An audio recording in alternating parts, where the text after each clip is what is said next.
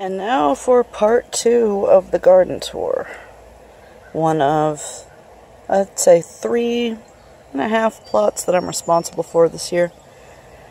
This one is a collaboration between myself and, I guess, one of the biggest unofficial sponsors of the Park Druid Project, my mom, Teresa. This trailer, Park Druid, brought to you by Teresa. This is not Teresa, this is Dianthus. And this is a phenomenal lavender. This is the same, or a cousin, very close cousin to, the one that I had across the road and ended with in part 1. That's a yellow rose, or it will be when it gets its groove back. And that is a lilac. Its blossoms are actually almost the same color, tone, everything, as this lavender. Those were a couple of pots that had roses, but you know, sometimes things just don't work out. We'll take some of those out later. But this is a mandevilla that I am very proud of because I rescued it from the clearance rack about 2.5 months ago and fed it with compost water. I will show you all how to make compost water later on. It's actually pretty simple. But this is some of what I use said compost water on. Those are lilies, and that's a rose. Those were all clearance rack darlings as well, that were like frostbitten and left and everything, and they came back. Now that is a red Japanese maple.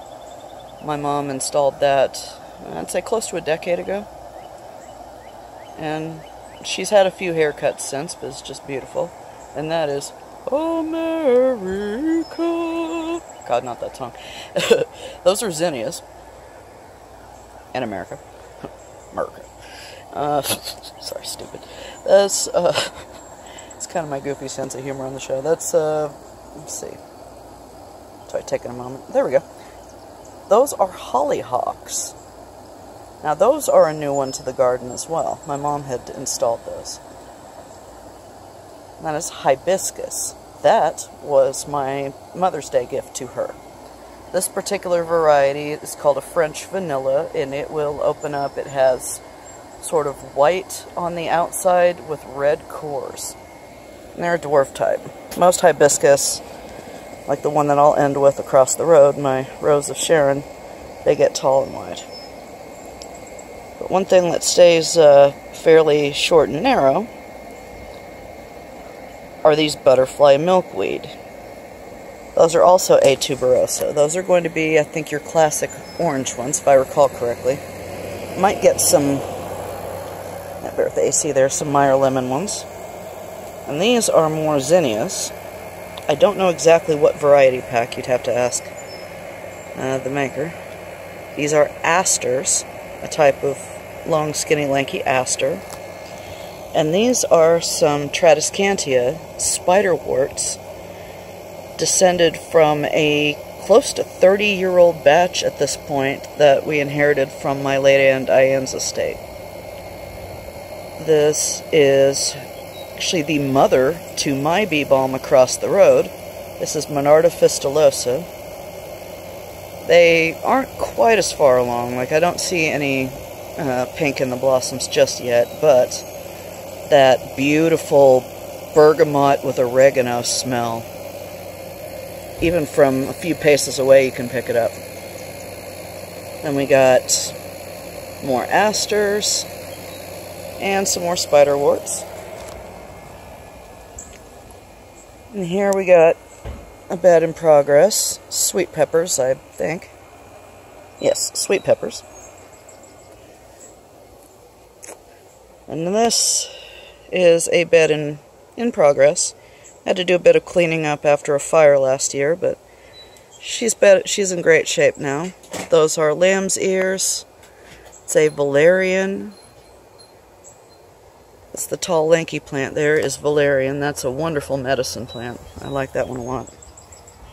It's a great one for insomnia in particular, and anxiety. my experience anyway. That is that's a tuberosa, that's butterfly milkweed, and that one is going to be a frequent friend of pretty much every garden that I'm tending this year. I believe those are two more of a different sort that haven't opened yet, but this one will definitely be a seed mother to a few more that you'll be seeing, hopefully, as time goes by. And then we have raspberries, golden, and a donation from our friend Bill, a friend of the trailer Park Druid Project. This bed had been, around this time last year, was absolutely just filled with glass and trash and debris and just all sorts of garbage, honestly, literally and figuratively garbage, because of a house fire. We had one in April last year, and the firefighters had to tear out windows. It was a whole scene. And then some. It still is, but anyway.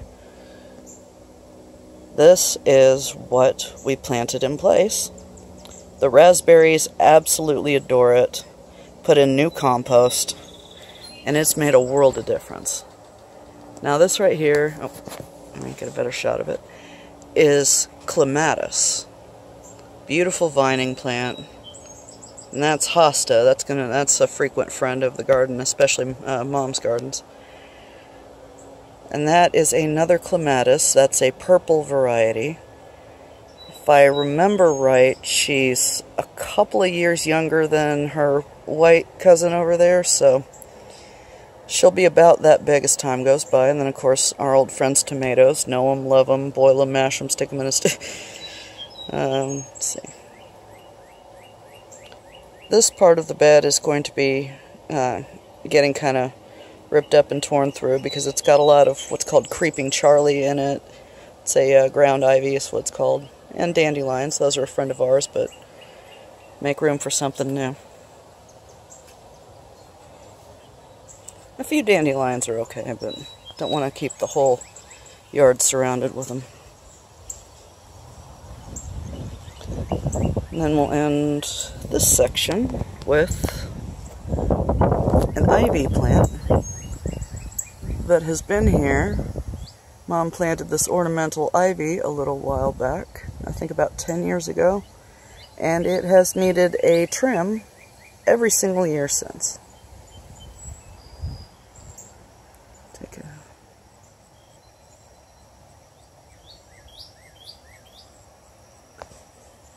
And then in part 3, I will show you all the community garden bed my mom and I are tending this year.